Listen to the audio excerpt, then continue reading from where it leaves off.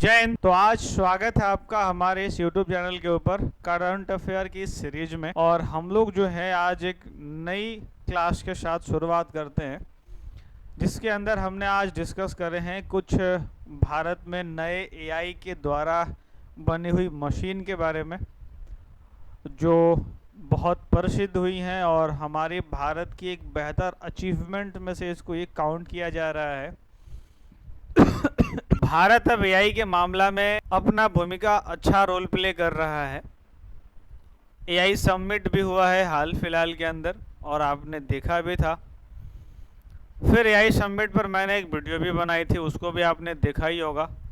और फाइनली आज जिसके बारे में बात कर रहे हैं वो कुछ AI के रोबोट्स बनाए गए हैं और भी नए नए चीज़ें हुई हैं उन सब के ऊपर। तो आइए हम वीडियो की शुरुआत करते हैं समय को बिना गंवाए।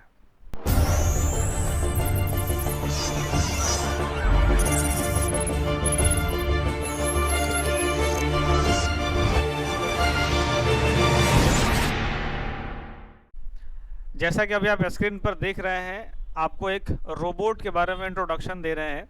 ये ऐसा पहला मोबाइल मैनिपुलेटर बना है जो अपने पैरों पे चल सकता है, हर जगह पे चल सकता है, चाहे वो सीढ़ी हो, चाहे वो कीचड़ हो, चाहे वो ज़मीन के ऊबड़ खाबड़ हो, पहाड़ हो, कहीं भी ये खुद को चला सकता है।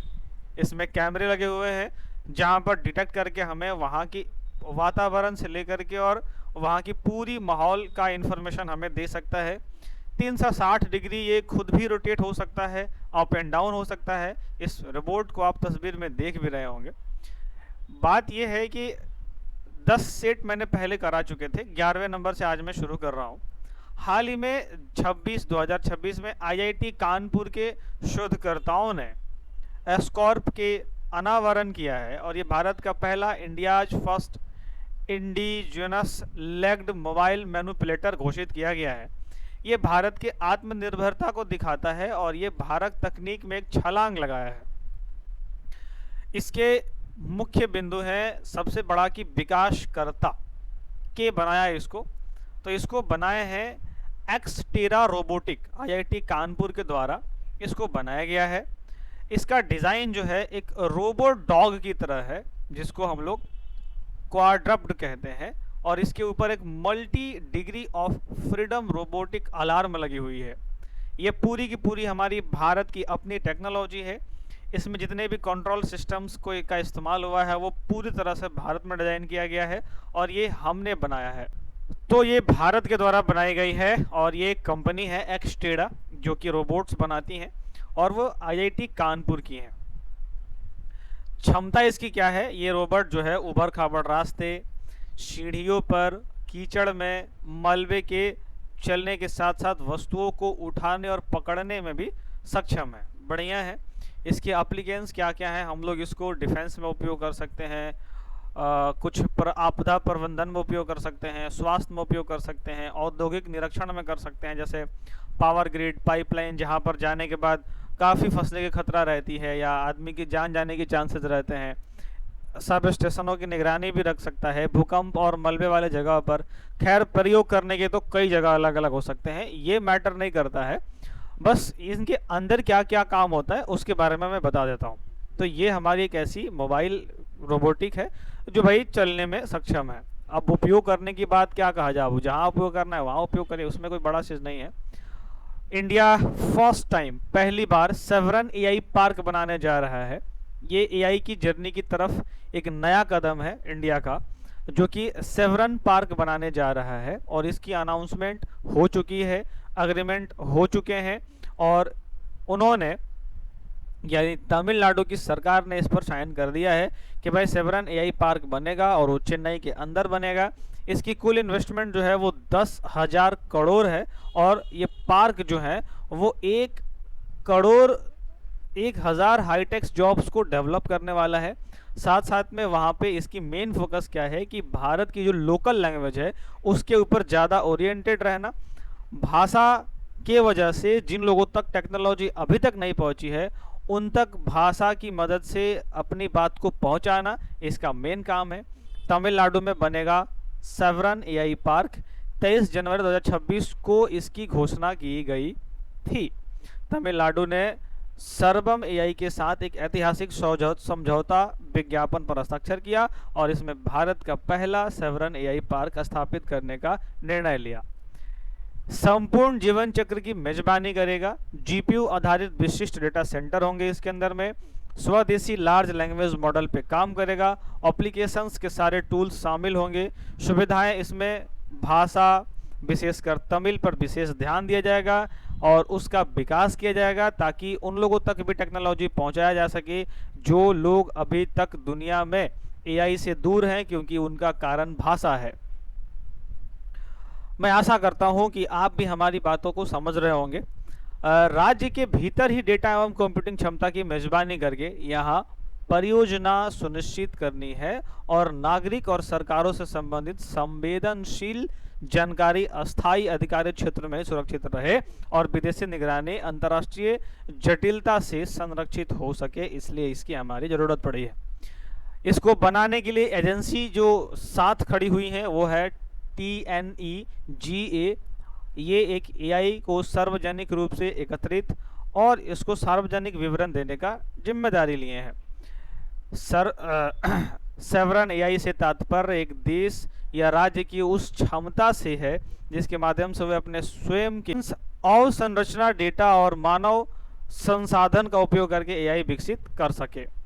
ये है जो तमिलनाडु ई गवर्नेंस एजेंसी जो इसको मिलके बना रहा है और इन्हीं के साथ ये पूरी की पूरी इनकी ऑफिशियल वेबसाइट है। वो भाषा हमें इसलिए नहीं समझ में आएगी क्योंकि ये सारी की सारी बातें तमिल में लिखी हुई हैं, बट उनकी ऑफिशियल वेबसाइट है जिस पर ये न्यूज़ दी गई है और ये हमें पढ़ने से नहीं पता चलेगा क्योंकि इनकी वेबसाइट की भाषा इनके ही भाषा में है।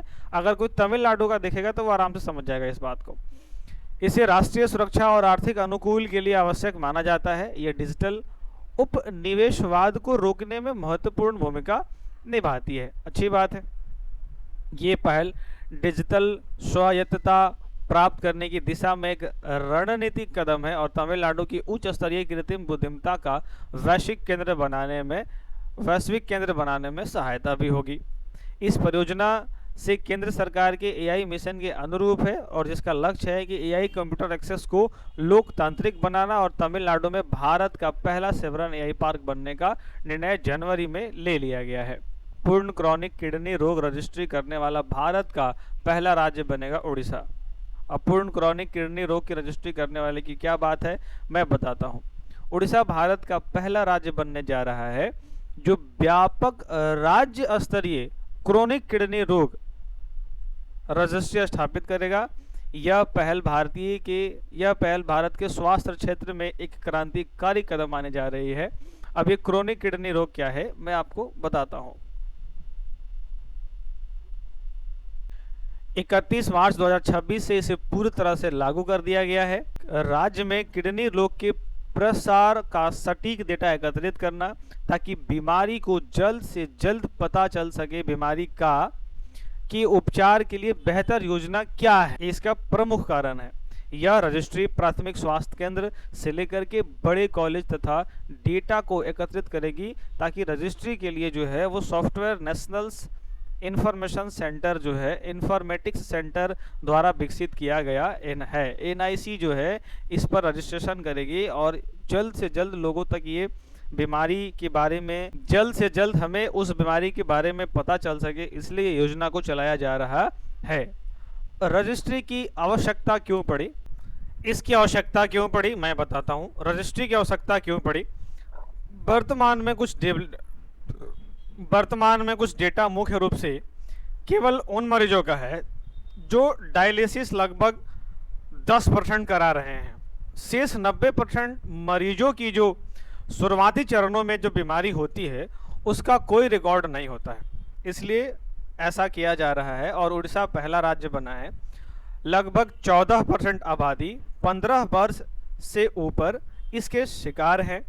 60% मामले डायबिटीज और हाई ब्लड प्रेशर से जुड़े हुए हैं। 40% अज्ञात कारण जिसका कोई डेटाबेस में शामिल ही नहीं है कि वो ऐसा क्यों है, उसमें भी एक महत्वपूर्ण भूमिका ये निभाने वाली है। इसकी प्रशासनिक ढांचा सरकार ने इस योजना को प्रभावी ढंग से लागू करने के लिए इसकी 2 समितियां बनाई हैं। एक बनाया है राज्य टास्क फोर्स पहला कौन है? राज्य टास्क फोर्स। दूसरा कौन सा है? तो तकनीकी उप समिति। इसमें IIMS यानी जो हमारा एम्स जो है और ICMR जैसे संस्थाओं के 17 विशेषज्ञ शामिल किए गए हैं। यह कदम न कि केवल उड़ीसा के लिए बल्कि पूरे भारत के लिए एक रोल मॉडल साबित होगा, जिससे भविष्य में अन्य राज्य भी इस तरह के डेटा संचालित नीतियों को बना सकेंगे। इसके बाद हमारा जो गुजरात ने एक नई प्लान बनाई है, इंडियन AI रिसर्च ऑर्गेनाइजेशन, वहाँ से न्यूज है। गुजरात ने गिफ्ट सिटी में देश के पहले IAIRO की स्थापना कर दी, मतलब इंडियन AI रिसर्च ऑर्गेनाइजेशंस की स्थापना करी है। ये जनवरी 2026 में गुजरात के गांधीनगर स्थित gift city Gujarat international finance tech city में देश का पहला भारतीय कृत्रिम बुद्धिमत्ता अनुसंधान इंडियन AI रिसर्च ऑर्गेनाइजेशन की स्थापना की गई। और यह जो है, अगर मैं इसके बारे में बताऊं तो यह पब्लिक प्राइवेट पार्टनरशिप मॉडल के आधार पर पहला राष्ट्रीय AI अनुसंधान संस्थान है। इसमें गुजरात सरकार, भारत सरकार और निजी क्षेत्र, विशेष रूप से इंडियन फार्मास्यूटिकल अलायंस की समान भागीदारी 33.33% प्रत्येक का रहेगा। पहले 5 वर्षों के लिए लगभग 300 करोड़ का बजट इसमें शामिल किया गया है। इस कंपनी की जो धारा है 2013 की धारा 8 के तहत गैर लाभकारी नॉन प्रॉफिट संस्था के रूप में पंजीकृत किया गया है। इस संगठन का मुख्य उद्देश्य क्या है? तो भाई हाई एंड AI रिसर्च और डेवलपमेंट्स पर ध्यान केंद्रित करना, हाइब्रिड कंप्यूटर्स मॉडल या अपने स्वयं के GPU इंफ्रास्ट्रक्चर्स और राष्ट्रीय AI क्लाउड का उपयोग करके बड़े पैमाने पर कंप्यूटिंग आवश्यकता को पूरा करेगा। ये इसके अलग अलग अपने उद्देश्य हैं। क्षेत्रीय अनुप्रयोग हैं, स्वास्थ्य सेवा, हेल्थ केयर, कृषि, शिक्षा और शासन जैसे क्षेत्रों में AI आधारित समाधान विकसित करना, प्रतिभा विकास जैसे AI के क्षेत्र में भविष्य के लिए कुशल कार्यबल वर्कफोर्स तैयार करना। गिफ्ट सिटी के बारे में और कुछ मैं आपको बता दूं तो Gujarat international finance tech city जो है भारत का पहला परिचालनगत सिटी और अंतर्राष्ट्रीय वित्तीय सेवा IFSC के बारे में आपने सुना ही होगा। यह साबरमती नदी के किनारे स्थित गांधीनगर में स्थित है। मुख्य आकर्षण इसके क्या है? तो इसकी जो मुख्य आकर्षण है, इसके ढांचे, इसकी बुनियादी ढांचे जो हैं इसको थोड़ा यूनिक बनाता है। यहाँ विश्व स्तरीय सुविधाएं अवेलेबल हैं, जिसमें जिला डिस्ट्रिक्ट कूलिंग सिस्टम, स्वचालित कचरा संग्रह प्रणाली और वैक्यूम आधारित कचरा प्रबंध शामिल हैं, जिससे कि साफ सफाई बहुत अच्छी रहती है। इसलिए इसको गिफ्ट वन टावर, एक इसके पास और संरचना है जो काफ़ी आकर्षण है, गिफ्ट वन टावर। यह गिफ्ट सिटी के प्रमुख टावरों में से एक है जहां कई अंतर्राष्ट्रीय और राष्ट्रीय वित्तीय कंपनी का कार्यालय स्थित है। अखंड शक्ति और कनेक्टिविटी, यहाँ डेटा और बिजली की निर्बाध आपूर्ति के लिए विशेष प्रबंध किए गए हैं। अब अगला हमारा न्यूज है SMA। ये चर्चा में क्यों है? Spinal muscular atrophy. Abu Dhabi के शेख खलीफा मेडिकल सिटी ने स्पाइनल मस्कुलर एंट्रोपी से पीड़ित मरीज को 28 दिसंबर 2025 को दुनिया में पहली बार ITVISA में जीन थेरेपी देकर एक नया वैश्विक कीर्तिमान स्थापना कर दिया। अब ये IT विस्मा क्या है, इसके बारे में आपको बताता हूँ। जैसे स्पाइनल कॉर्ड के बारे में आपको पहले से पता होगा, वो हमारी इस वाले एरिया को बोलते हैं। स्पाइनल मस्कुलर एंट्रोपी के बारे में अगर मैं बताऊं तो स्पाइनल मस्कुलर एंट्रोपी एक गंभीर और दुर्लभ आनुवांशिक बीमारी है। यह एक जेनेटिक बीमारी में से आता है जो शरीर की मांसपेशियों को नियंत्रण करने वाली तंत्रिका जो नर्व्स होती हैं उसको प्रभावित करता है, और यह मुख्य रूप से बच्चों में देखी जाती है, लेकिन इसका कुछ प्रभाव जो है वो वयस्कों में भी हो सकता है।